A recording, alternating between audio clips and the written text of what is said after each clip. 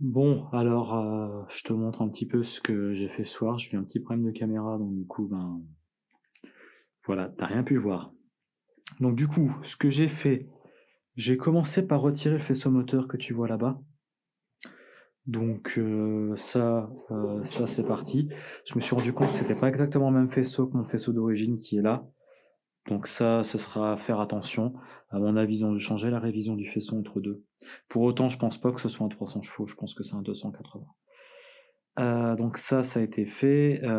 Évidemment, j'ai retiré les couvre-culasses comme tu le vois. J'ai retiré les durites de refroidissement tout autour. Bah, de toute façon, tu vois, elles sont là. Donc ça, c'est parti aussi. J'ai retiré le plénum. J'ai retiré l'admission. Et j'ai fait le jeu au poussoir. Donc le jeu au poussoir, en fait, j'éclaire aussi un petit peu avec mon téléphone parce que l'éclairage n'est pas top ici et la caméra elle a un peu de mal. Donc le jeu au poussoir, donc ça donne ça. Donc en gros, qu'est-ce que c'est? Bah, c'est tout simplement le jeu que tu as entre les lobes, ici, et les poussoirs que tu as en dessous. Et donc du coup, en fait, bah, tu as des normes hein, pour ça, par Nissan. Donc en admission, tu dois être entre 0,26 et 0,34 mm de jeu. Et à l'échappement, tu dois être entre 0,29 et 0,37 mm.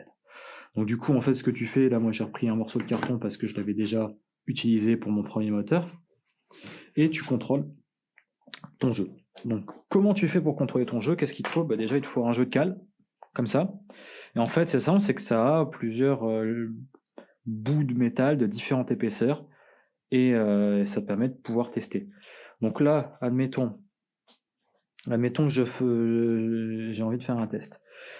Pour faire le test sur ces moteurs-là, donc c'est un test que tu as des valeurs à chaud ou à froid. Là, moi, c'est des valeurs à froid. En général, les gens sur ce moteur-là le font à froid.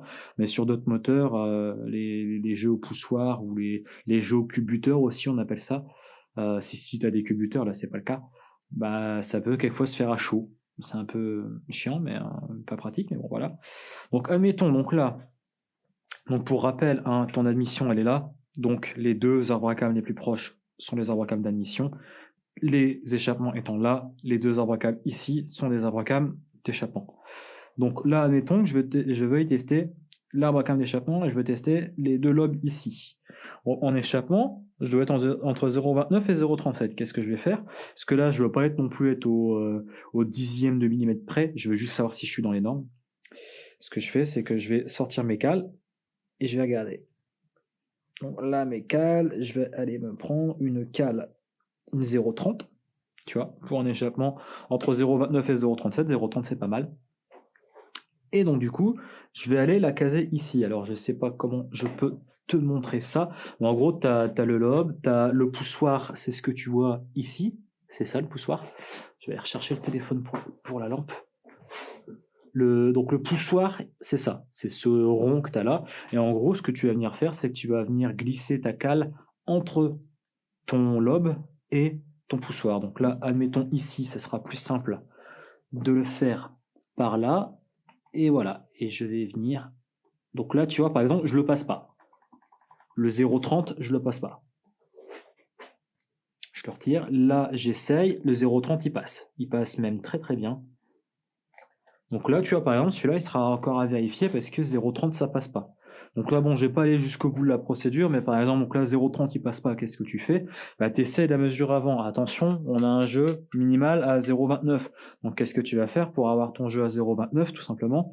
Bah, tu vas prendre la cale inférieure, qui est la cale 0,25, et tu vas venir rajouter par-dessus cette cale, la cale la plus petite. Donc, dans mon jeu, c'est la cale 0,04. Ce qui va du coup nous faire un jeu à 0,29. Donc admettons, bon allez, on va essayer de le faire quand même. Hop, dans l'autre sens.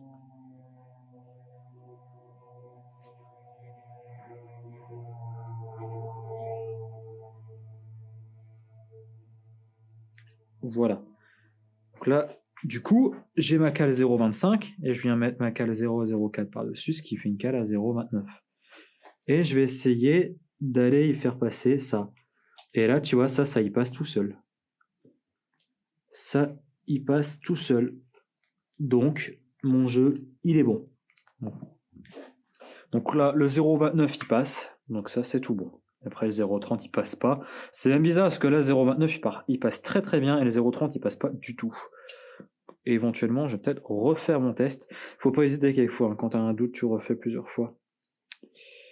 Après, voilà. Mais là, je vais refaire. Donc, je reprends mon 0,30. Mon 0,30, il passe très difficilement. Mais bon, voilà, donc tu fais ton test. Donc en général, quand tu es là en position, tu peux faire, c'est pas en général, c'est tout le temps comme ça, tu peux faire 4 lobes à la fois par banc de cylindre. Là, j'en ai peut-être qui sont bons, non, même pas.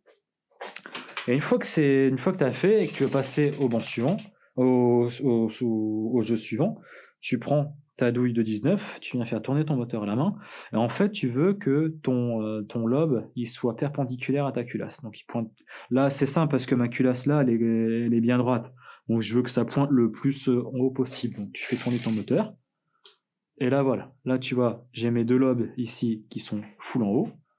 Je dois en avoir 2 autres ici qui sont pas super bien mis, j'avoue. Voilà, c'est un peu mieux, mais ils sont toujours pas top. Ceux-là, ils sont pas super bien calés. Mais là, tu vois, je suis pas mal. Et là, tu viens refaire ton test dessus.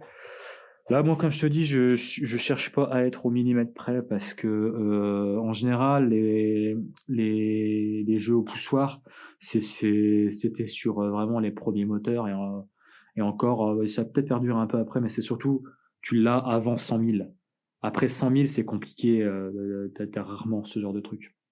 Ça peut arriver quand même, moi je m'en fiche. Ça me prend 15 minutes à contrôler et au moins je suis serein parce que j'ai pas envie, tu vois, une fois que j'ai tout remonté, tout refait le moteur, de me rendre compte que j'ai un poussoir qui est défectueux et de devoir tout sortir parce que tu veux sortir un poussoir. Faut sortir l'arbre à câble, donc tu sors toute la distribution, tu sors tout ça devant. J'ai vraiment pas envie que ça m'arrive et tu ressors toute la face avant pour y accéder facilement une fois que c'est dans la voiture.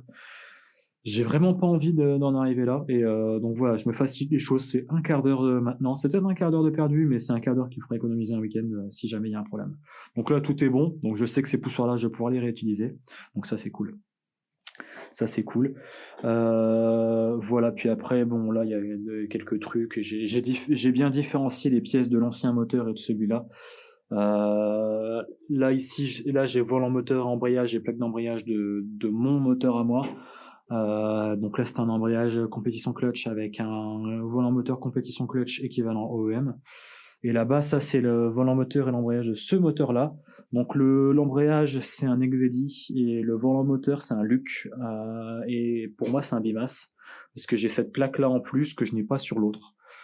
Donc voilà, après là j'ai le faisceau de mon moteur d'origine et ça c'est le faisceau de ce moteur-là, surtout pas à confondre parce que je sens que c'est pas les mêmes faisceaux.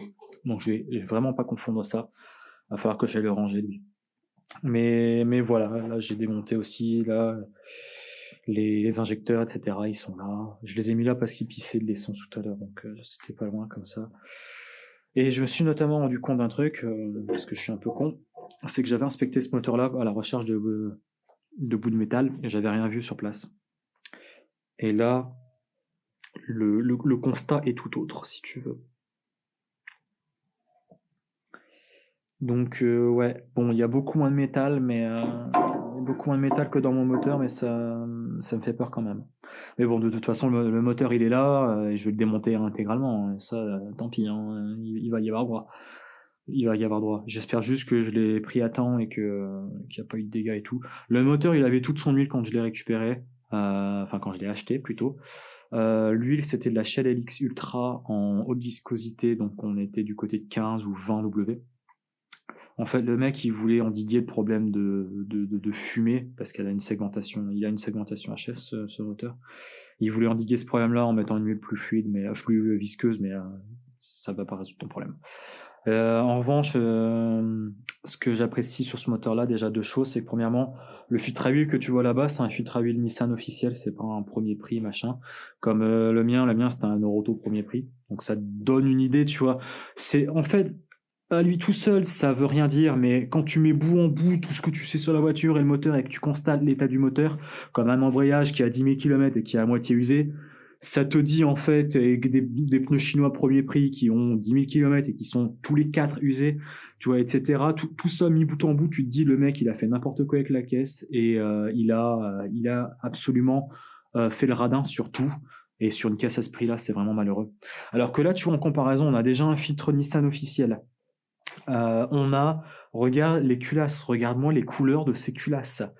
Quand tu mets de l'huile de mauvaise qualité et que tu fais pas tes vidanges régulièrement, en fait, ce qui va se produire, c'est que tu auras ton huile qui va, entre guillemets, cuire, qui va brunir et qui va venir tacher, si je puis dire, ta culasse. On en a un début ici, tu vois, mais on a juste là. Le reste, la culasse est très très propre. Les deux sont comme ça. Les deux sont comme ça. Là, c'est pas de la culasse brunie, c'est un reste d'huile que tu as là. Et elle est super propre, mais comme je te dis, en fait, l'huile est là, elle a peut-être 100 ou 200 km, cette huile. Donc voilà, mais bon, de toute façon, elle s'en va. Hein. De toute façon, j'ai envie de te dire, l'huile déjà qu'il y avait dedans, elle est restée en Angleterre. Hein, je suis venu avec un moteur, il n'y avait déjà plus d'huile. J'ai enlevé l'huile sur place. Donc voilà.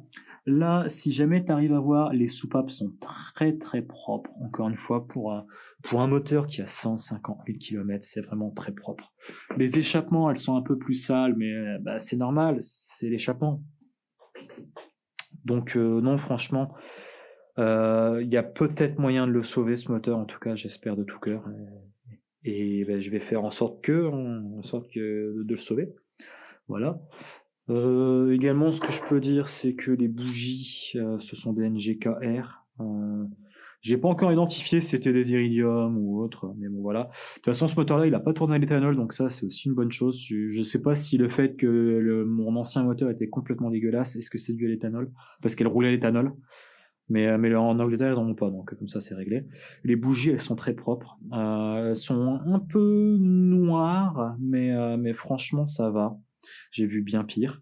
Et surtout par rapport à mon moteur, ce que je remarque, c'est que j'ai pas d'huile. Bon là, elles sont peut-être un peu grasses parce que moi j'ai les mains grasses et que je les ai manipulées avec des mains grasses. Mais je veux dire, moi sur mon moteur, j'avais mes bougies qui étaient, le filetage était complètement enduit d'huile. T'as l'impression qu'elles baignaient dans le carter d'huile. C'est un syndrome typique des couvre-culasses qui sont plus hermétiques. Même si je trouve ça bizarre parce que j'en avais pas sur la porcelaine, mais j'en avais sur le filetage, donc je trouve ça bizarre. Mais voilà, globalement, donc demain, si ça dépendra de mon temps libre, mais demain on continuera là-dessus et on poursuivra, notamment sur tout ce qui est partie distribution, ce qui est c'est un peu relou la partie distribution parce que tu as les deux plaques, tu vois, là, ça c'est le joint silicone. Et en fait, tout est siliconé dans ce moteur. Tout ce qu'ils ont pu siliconer, ils l'ont siliconé. Et c'est une horreur parce que tu dois tout bien nettoyer pour remettre au propre. Donc, c'est très, très relou. Et tu as deux plaques, en fait. Donc, tu as une première plaque, un premier carter de distribution. Et tu en as un deuxième derrière. Et les deux sont siliconés, évidemment, sinon c'est pas drôle. Et voilà, pour pouvoir déculasser, tu es obligé d'enlever tout ça. Avec tous les poulies auxiliaires et tous les systèmes. Enfin, voilà, tout le reste. Donc petit à petit, on va y arriver. Moi, ce que je voudrais vraiment, c'est rapidement arriver au vilebrequin, mais ça, après, vilebrequin, c'est la fin. Pourquoi ? Parce que la limaille que j'ai dedans, je sais pas d'où elle vient. Je vois pas assez de limaille pour supposer que c'est un coussinet de bielle, et il fait pas de bruit quand tu le tournes à la main. Quand tu le tournes à la main, ce moteur, bon, là, je vais me déglinguer les mains si je continue comme ça, parce que je me cogne partout. Mais ouais, ce moteur-là, il m'a pas l'air... il m'a pas trop l'air en mauvais état, enfin, mis à part ce problème de limaille. Enfin, ceci étant, je dis ça, mais peut-être que dans 3-4 vidéos, je me serais rendu compte que le moteur est complètement mort, et voilà.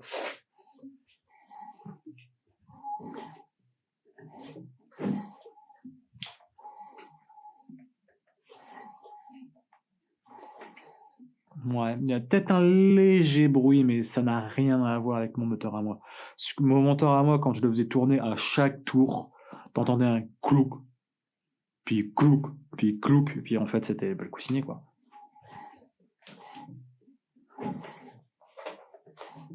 Mais là même le loulou, ça peut juste être de l'air. Franchement, je pense pas, tu vois. Il tourne bien, il tourne cool. Donc bref, on verra de toute façon le jour où Vilebrequin sortira. Mais oui, en fait, sur ces moteurs-là, c'est toujours le cylindre numéro 1 qui prend. Donc en fait, un bon indice, mais encore une fois, pour le voir, quand je dis cylindre numéro 1, c'est sur le vilebrequin. Mais forcément, le moment où tu vois le cylindre numéro 1 du vilebrequin, c'est que t'es vraiment pas loin de sortir du vilebrequin, donc c'est pas très très... c'est pas très très. Enfin, tu peux pas vérifier ça comme ça.